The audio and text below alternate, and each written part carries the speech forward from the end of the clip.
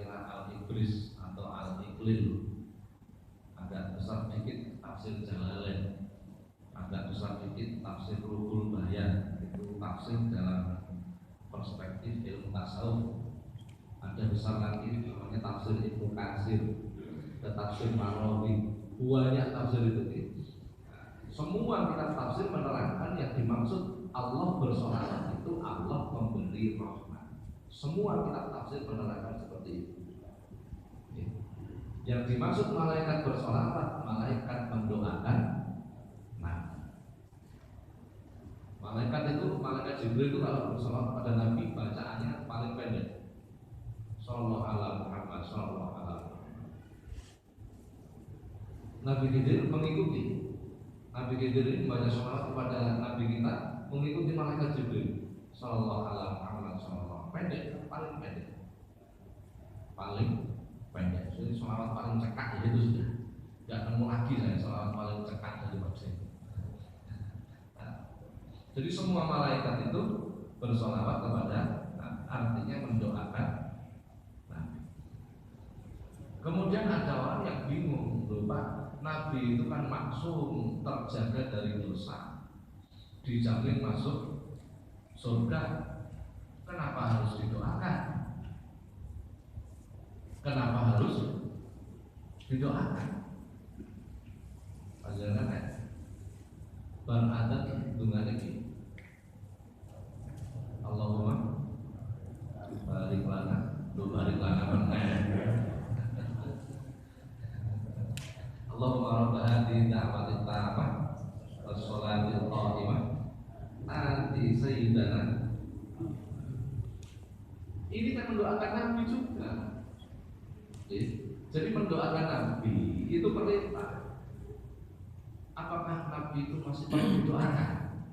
Orang yang sudah terjaga dari dosa dijamin masuk surga, apakah masih perlu didoakan? Nah, ini bukannya Nabi perlu didoakan, bukan. Justru kita yang butuh menghubungkan diri dengan Rasul. Ada hadis, saya lupa hadisnya dunia, nanti ada di sini. Barang siapa yang mendoakan orang lain, maka dia akan mendapatkan doa yang serupa dengan doa itu. Pamane panjenengan ketemu wong terus doane wong, muga-muga nyambut lancar. Itu sama halnya kita mendoakan diri kita supaya langgeng gawene lancar, sama hadis itu. Maka perbanyaklah mendoakan orang lain, karena itu berefek kepada diri kita sesuai dengan doa kita juga. Jadi maksudnya ketika kita mendoakan Nabi, maka doa itu juga akan membawa dampak kepada kita sesuai dengan lafaz doanya. Tidak hanya itu, ketika kita mendoakan Nabi, orang yang paling perhatian dengan kita itu bukan orang tua kita,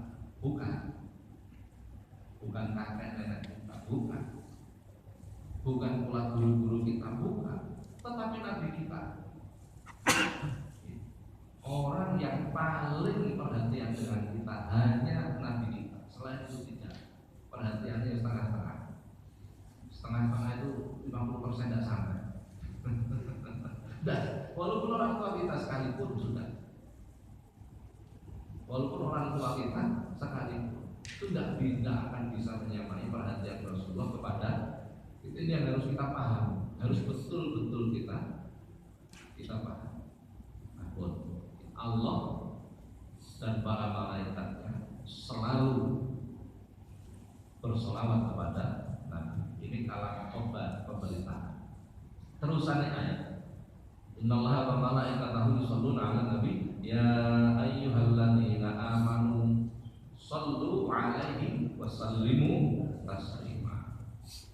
Setelah Allah memberikan kabar kepada kita bahwa Allah dan para malaikat bersolawat kepada Nabi, kemudian Allah memanggil, wahai orang-orang yang beriman.